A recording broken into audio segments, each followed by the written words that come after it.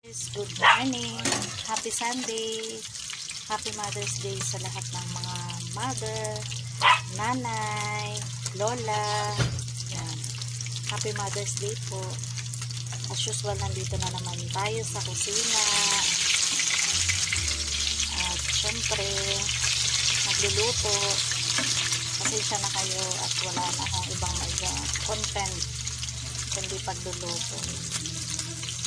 Kasi nandito lang tayo guys sa loob ng bahay. Ito nga palang aming ulam for today. Ang aking sanay kumain ng mga anak ko kasi parang first time ko lang ginawa ito. Niluto ba? Ito, pakita ko sa inyo guys. Yan guys, yan ang nakita kong may ulam namin. Yung maliliit na yan guys, bilis. Nilagyan ko siya guys ng arena at saka itlog.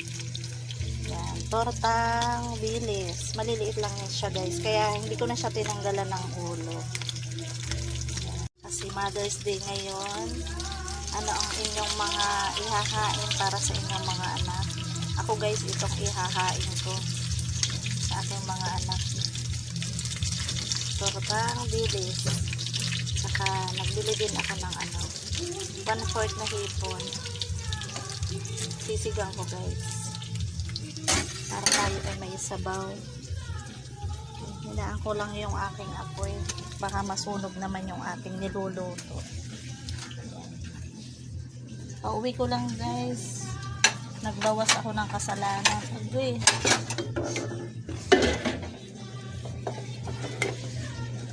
Sunday ngayon. Nagsimba na ba ang lahat?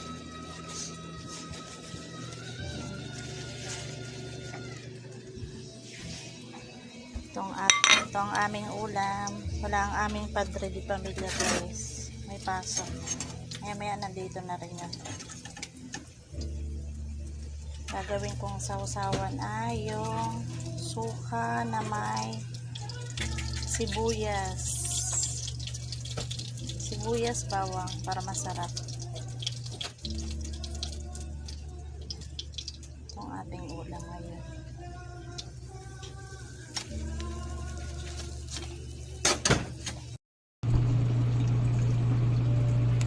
Itong ilalagay kong gulay guys sa ating sinigang na hipon. Mura-mura na ngayon ang gulay. Ganito talaga ako guys pag nagluluto ng ulam. Talagang mas marami yung gulay. Kasi mahihilig sa gulay ang aking mga anak. Kaya marami akong maglagay ng gulay. Kunti lang yung ko. Pero mas marami yung gulay ko. 1/4 lang yung binili ko guys. Para lang tayo ay may sabaw. Tsaka yung ating tortang bilis. Hindi ko na yun guys nilagyan, tinanggalan ng ulo kasi siya maliliit naman. Ang tinatanggalan ko guys ay yung yung malalaki ang ulo.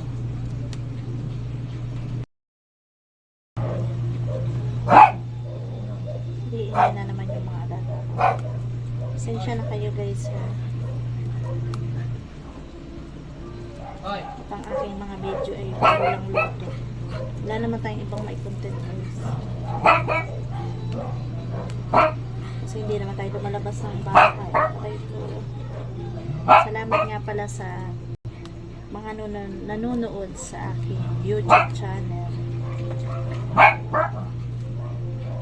Nagpo-post na rin dun ako guys.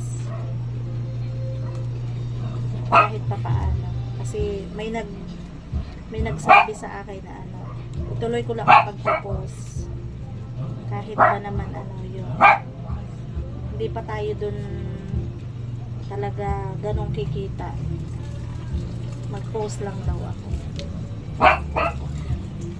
Pero sa ating pagko-content creator, tuloy pa rin guys. Minsan lang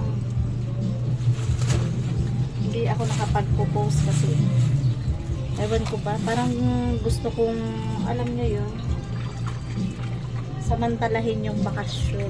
Kasi sa Monday, hindi ngayong Monday, bukas, next Monday, may pasok na kami guys. Kaya medyo, alam nyo na, yan ang buhay natin. Thank you guys. Thank you for watching.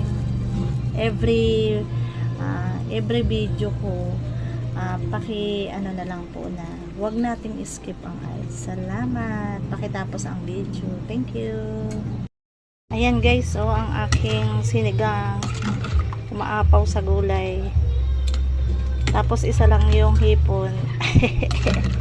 Joke. 1/4 naman guys.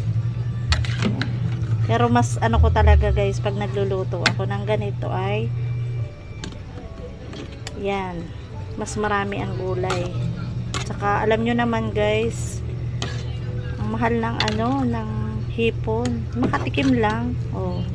Ilang peraso din yan guys. Siguro ay mga 10 peraso din. Importante guys ay may ulam tayo. Yan. Diba guys? Maraming pating gulay yan. Mas gusto nila yan. Maraming gulay.